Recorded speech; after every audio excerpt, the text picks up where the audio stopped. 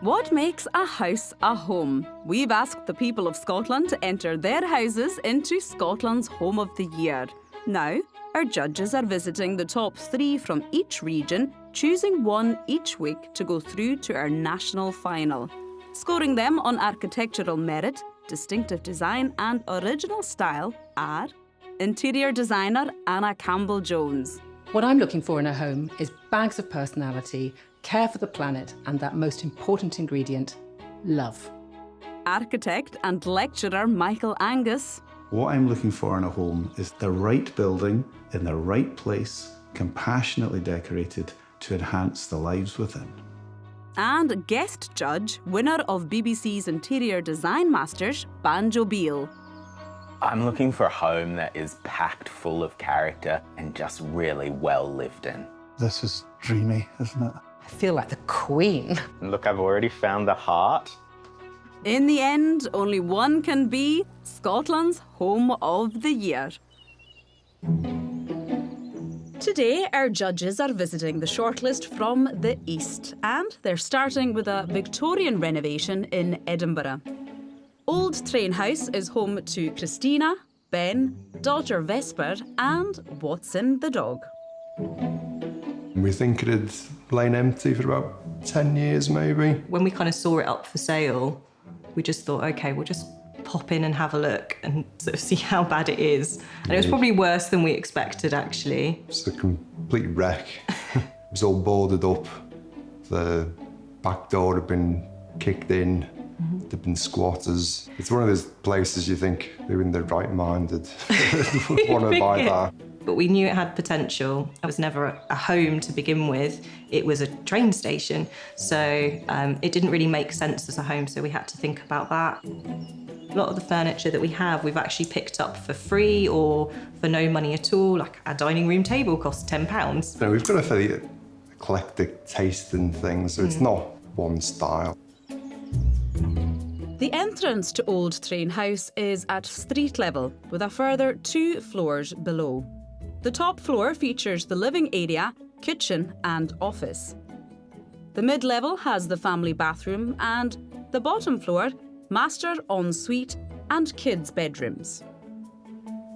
So this is my favourite spot in the home. The reason being that after a busy day, running after family, you can just sit and relax, read a book, or even pour yourself a little cocktail, and it's just brilliant. Armed with only the basic facts about the property, the judges now get their first look at Old Train House. Railway station, I can't believe this. I was actually thinking this was going to look more exuberant. So it's really fascinating that it's built out of the same stuff that the tenement next door is built of, but it's still quirky enough to make it distinguishable, isn't it? It feels like we're on a bridge as well, so I'm wondering if the house goes down. I can't wait to see. It actually looks almost like a cottage with the plantation shutters and the window boxes filled with lavender, but a cottage sitting in this urban location. All right, well, let's get train spotting.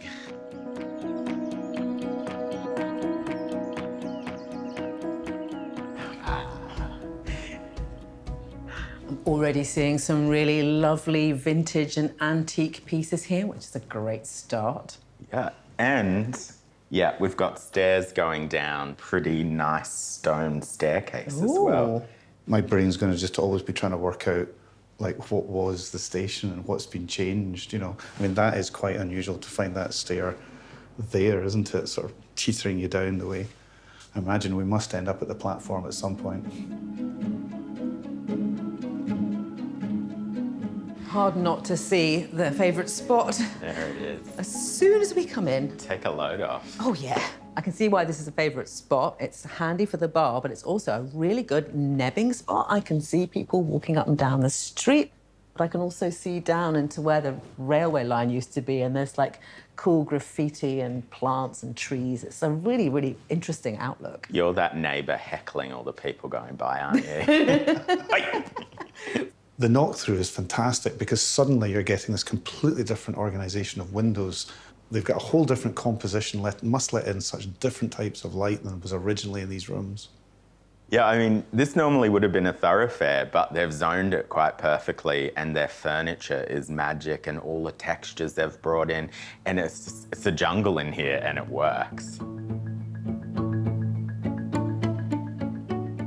Ah, wow. The light, the plants, the beams, it's magic. I mean, they've obviously just found these and exposed these beams and then just left them. They will exist in the other part of the building, but by doing it just here, it literally lifts this space and makes it unique. I like the way they're layering up references. Yes, we've got this vintage furniture, but also references to the building's industrial past with the herringbone floor, the black pipe from the cooker hood, and the metro tiles, which normally I would say is a bit of a cop-out in a kitchen, but actually in a station, compulsory. Oh, I mean, I'd be disappointed if they didn't have subway tiles.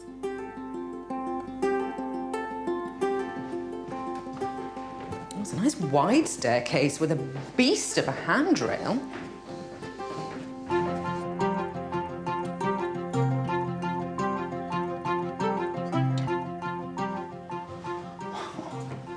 Big old bathroom, isn't it? I wasn't expecting it. Are these floor tiles? Yeah, I mean, that helps to make it feel bigger, doesn't it? There's a scale in this room, like the mirror on the wall is really big. As you said, Michael, the tiles are really large. They're playing some clever games here. Also, like, they've got a tricky little detail of a pipe there, so what do? We'll hang a plant from it.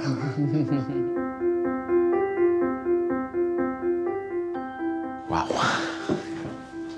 I absolutely love a dark bedroom, and I think if you're going to go dark, do it properly. I mean, this is an incredible colour. It's almost like squid ink blue, and it's a perfect colour for the hot colour of the teak timber to sit against. I really love this nod to the past because I suspect this was probably a waiting room and we've got trunks and luggage in the room. Isn't that so nice? It was like the glory days, isn't it? When travel was glamorous, and this whole room, it's just got a touch of glamour, but it's moody. I mean, the art's stunning. They've got a boar on the floor. Who are you calling a bore? Well, there's nothing boring about this room. It's stunning, isn't it? I even like the little industrial vents. So I presume that's a little ensuite or something. Oh, let me check it out. Oh, yeah, Wow. dinky. Wow, I was not expecting this. Oh, a little sun trap on the platform. Ah.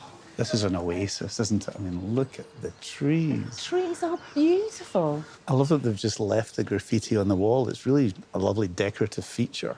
To walk outside into this open space, you know, their green fingers continue. It's really a magic spot. I love the way they created a raised bed out of railway sleepers. See what they did there? Well done. How will the judges rate Old Train House?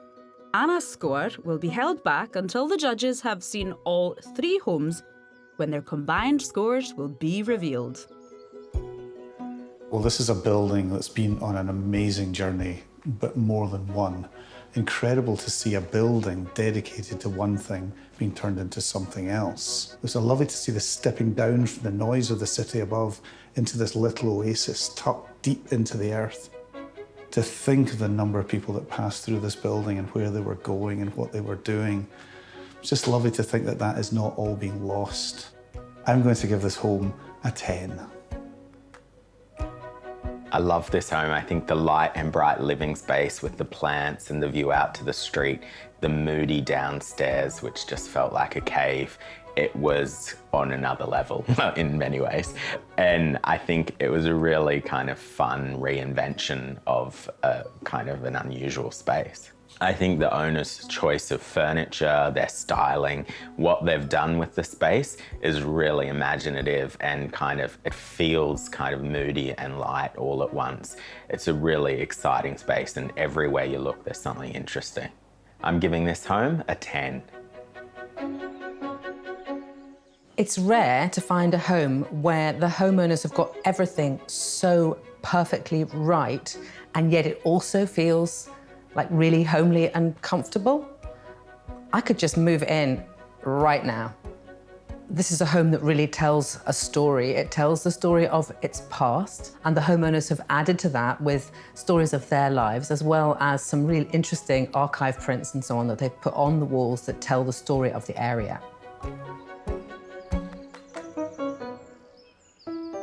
Next in store for the judges is a refurbished double upper Victorian apartment in Kirkcaldy. Alexandra Apartment is home to Gary and flatmate Sammy. I came across the property and I thought that looks kind of like it's going to tick all the boxes, but it needs a lot of work. New electrics, new central heating, new windows. There was issues in the hall, getting that all replaced. It did push the kitchen back about 3 months. So we lived with a George Foreman grill and a microwave. It's been a long process, but it's been an enjoyable one to get to see the flat come in back to life, back to like a home again, compared to what it was when I first moved here. Split over 2 levels, the first floor features an open-plan living, kitchen and dining area, the guest bedroom and WC. The second floor has the master bedroom and bathroom. This is my favourite spot in the hall because you get the view out to the church and over to the sea, and it's got all my books and things next to it, so I can sit here and read and relax. But what will the judges think of Alexandra Apartment? Oh, we're standing in front of 3 front doors. What's going on? One do we choose? One for each of us. Yeah.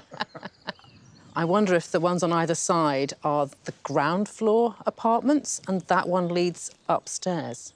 I mean, I'm such an urbanite. I'm much more accustomed to much taller buildings. With this scale, you get a much more intimate kind of street, and that is a beautiful view just to finish it off. You just have to tilt your head out the window, kink your neck, and you've got stunning views, but take what you can get. You need bay windows. Yeah, it's not flashy from the outside, so I'm wondering what's hiding inside. So shall we see what's through the russet door?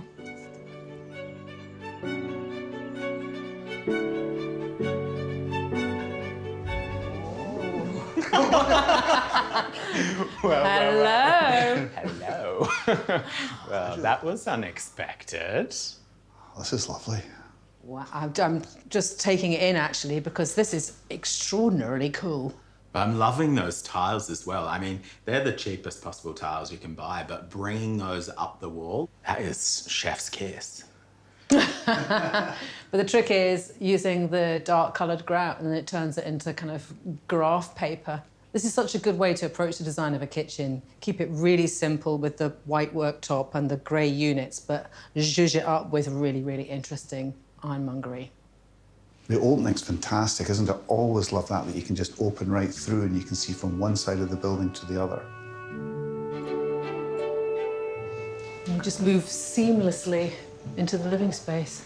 Yes. I like this stuff. Nautical, but nice. That is a beautiful selection of things. Seems to be something for everyone.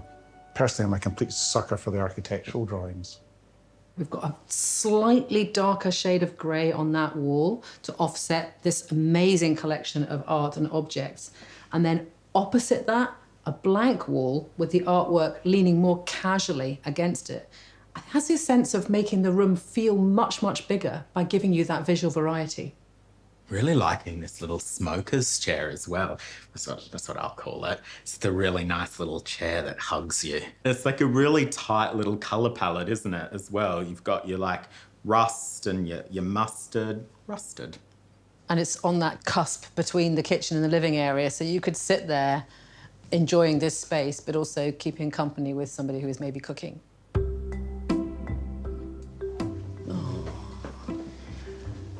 Tight but right. I keep getting drawn to the architectural drawings. They're marked as if they've actually come from the Dundee School, but they're not particularly famous buildings, but they still, I think, make beautiful graphics. I think it's probably a hint towards someone that actually gets spatial planning and has an eye for design, I think, in here, because everything is really thoughtfully considered and curated. It's really quite obvious. And I'm loving the kind of chunky textures of, like, the cushion and then also this wall hanging here, that kind of textural, textile quality.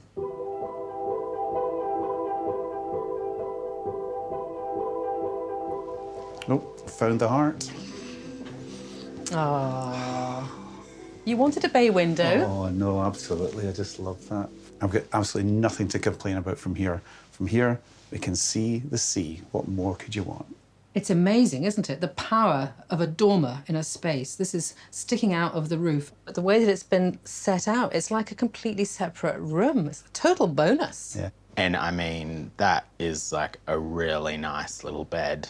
The timber slats as the headboard is just a really effective way to kind of make that space look bigger. Just really nicely put together. How will the judges mark Alexandra apartment? Michael is holding back his score. This home shows what you can do if you've got a really, really good eye and you take care over each decision. It's not about spending lots of money, it's about making the right choices at each point to maximize the sense of design in each space. There are objects that seem to be from the homeowner's family history, things that they have found perhaps in junk shops, and then contemporary pieces, and the way that they're brought together is this perfect synergy. I'm going to give this home a 10. I think the magic's in the mix in this home. There's some really great modern pieces and some really fun curios. And I think there's some really clever design tricks going on in here. And it's making what was a really kind of humble house outside into something pretty magic inside. I'm giving this home a 10. I was struck by this difference in the architecture, that the outside is homogeneous, yet the inside is so unique. An absolutely beautiful exercise in composition, care, attention to detail. I have to say, this is, I would describe as a pure and easy home. The final home in the east is a 90s conversion in Fife. Mount Frost is home to Emma, Scott, and their children Howie and Torrin.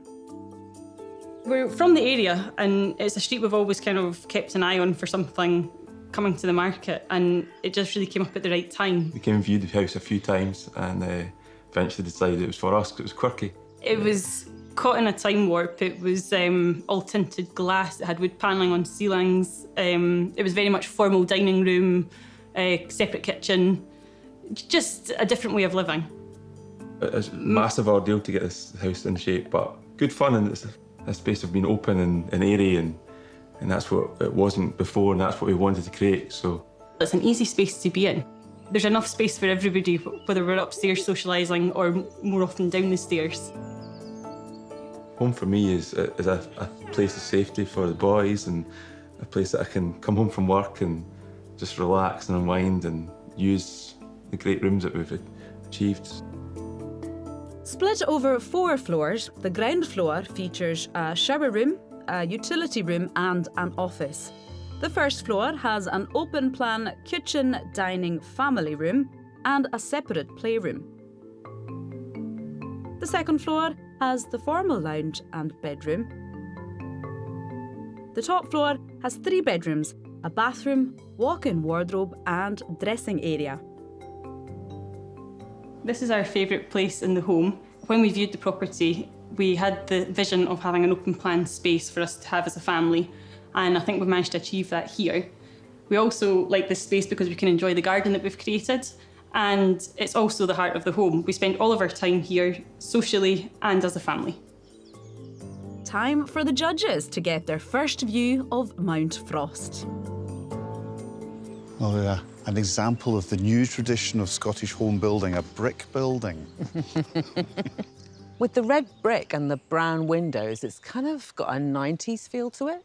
Takes me back to my practice days. I never had the luxury of building in stone, and I had to learn to design in brick.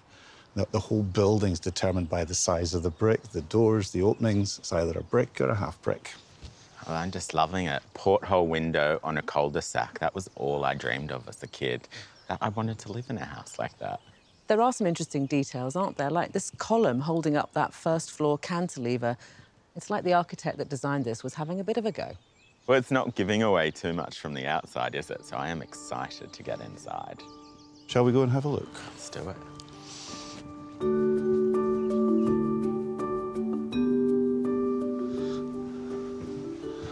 Oh, we've got a wee split level number going on. Look at that. It's quite fun.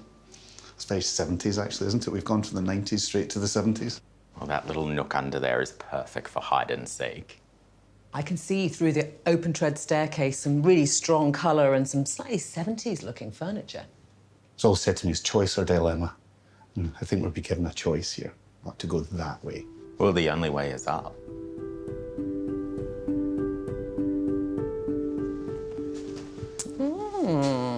This is bouncy. I know. I love it. Bouncy leopard print rug. What more could you ask for? I've actually got this sofa. It's really comfy. With the furniture being low down, it also has the effect of making the ceilings feel higher. Wonderful big picture window at the back. It's just gorgeous. Such a contrast to the little windows at the front. And that garden outside just feels like it's coming inside. So it's just a really lovely little moment there.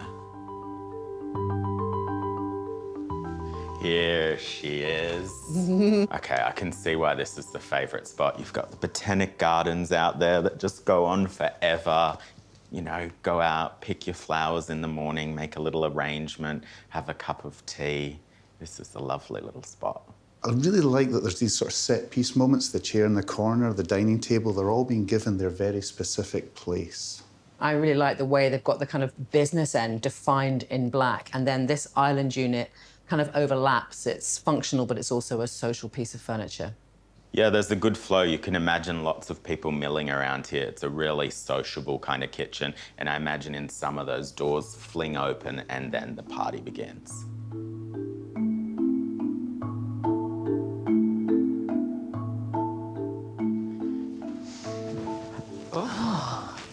The piano nobile, eh, Michael? Yeah, very good.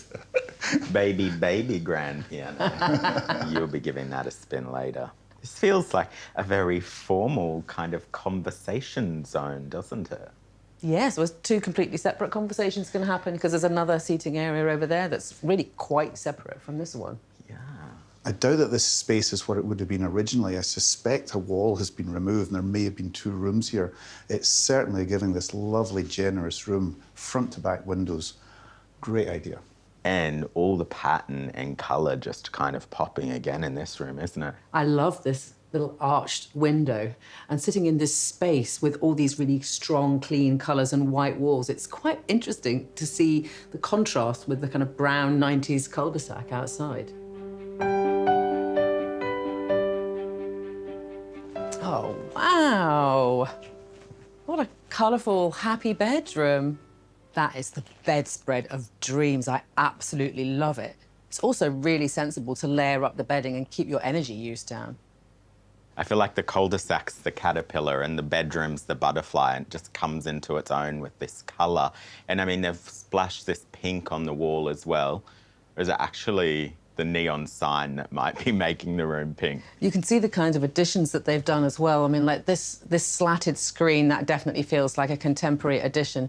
And it's actually hiding a very nice dressing area.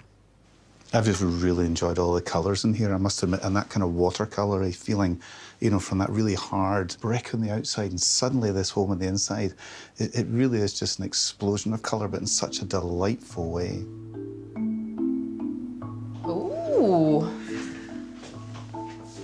That's a very cheerful family bathroom, isn't it? I love the pink floor. And the freestanding bath is perfect, especially since they've got the taps coming out of the wall, which means the kids can sit at either end and nobody's bashing their backs on the taps. I mean, the bath and the wash-hand basin, they are just such beautifully crafted objects, aren't they? And they've kind of done the uplighting under the vanity there and around there. It's a kind of selfie bathroom. I bet you look good in that mirror. Let me just check. You too, Michael. But what will the judges score, Mount Frost? Banjo is holding his mark back. I always wonder at the outside of buildings, what are they disguising? And what this building was disguising was just a delightful home on the inside. And maybe it would be lovely to see a bit more of that interior fun appearing on the outside. I'm going to give this home an 8. The homeowner really knows what they're doing with colour and with styling. There's all the right brands being used everywhere. It feels very, very on trend, very colourful, really fun, really relaxing home to be in. The most successful space in this home is the L-shaped kitchen, dining and snug. The way that it opens onto the absolutely beautiful mature garden and looks out onto the street. It really connects the home with its own garden and also with the community. It feels like everything in this home has been acquired very recently. I would love to see some objects that tell a little bit more of the family's story. I'm going to give this home a 9.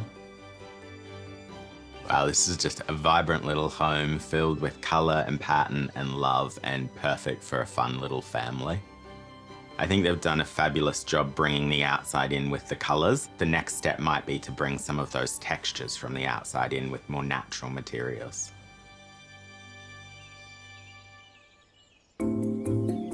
Now that the judges have seen all 3 homes, the final scores can be revealed. First, it was Old Train House in Edinburgh. This upside-down gem banjo gave it a 10. Of course. Michael, you gave it a 10 as well. Yep. I was absolutely enchanted by it. As soon as you came in, the way that it was styled, the beautiful vintage furniture, the fact that it was so accessible and so friendly, and then the fact that you had a platform as a garden. As a bit of a geek, for me, it was just heaven. So I too gave it a 10. Yeah, brilliant. We're all aboard. So all aboard for a 30, yes. Next up, Alexandra Apartment in Kirkcaldy. This slightly secretive, dinky apartment. Banjo, you gave it a 10. I also gave it a 10. But I don't know what your musings are, Michael. I was fascinated by it. I mean, from the outside, it was a very interesting architectural conundrum, really. When you went inside, it was just a remarkable transformation. And what really sticks with me was that treasure trove of ornaments inside. It was wonderful. I maybe wished for it to be a little bit rougher, perhaps a little bit more livable. So I gave the Alexandra Apartment a 9. Oh, so the Alexandra Apartment gets 29. And finally, Mount Frost in Fife. 90s on the outside, 20s on the inside. I gave it a 9, and Michael gave it an 8. So what were your thoughts, Banjo? Well, I mean, proof again, it's what's on the inside that counts. It was a blooming, beautiful home full of colour and pattern. I would have liked a bit more texture and maybe just ruffle the feathers a little bit more. So I'm giving it an 8. Okay, so Mount Frost gets 25, which is a good score, but it's not 30. So our finalist for the East is Old Train House. Wow. Yeah, brilliant. Absolutely brilliant. Great house. Old Train House wins in the East and is one step closer to being Scotland's Home of the Year. Next week, The catwalk. the judges are in the North East and Northern Isles Cinematic. as the search continues for Scotland's Home of the Year.